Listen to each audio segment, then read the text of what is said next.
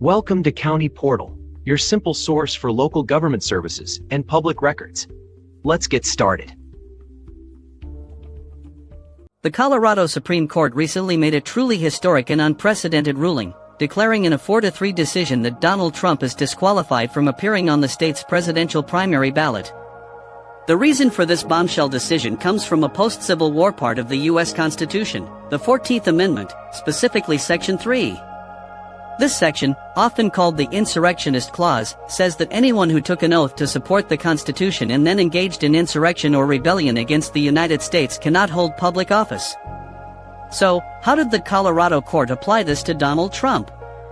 They had to answer a few key questions. First, does the presidency count as an office under this clause, and is the president an officer of the United States? The court's majority said yes, which was a major point of legal debate.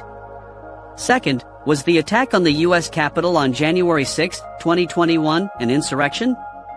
Again, the court said yes.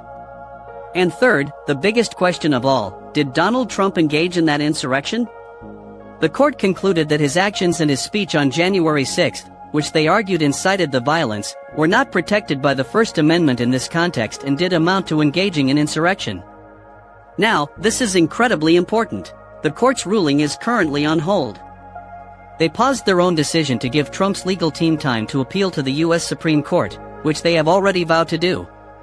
This means his name will remain on the Colorado ballot for now, pending the outcome of that appeal. This case is the first of its kind to succeed, as similar challenges in other states like Minnesota and Michigan have been dismissed for various reasons. The U.S. Supreme Court will now almost certainly have to step in and make the final decision, not just for Colorado, but for the entire nation.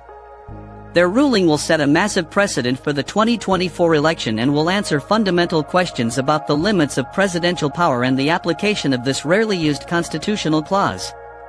It's a legal and political showdown that will dominate headlines for months to come. We'll be following this story every step of the way. Thanks so much for watching. What are your thoughts on this historic ruling? Let us know respectfully in the comments below.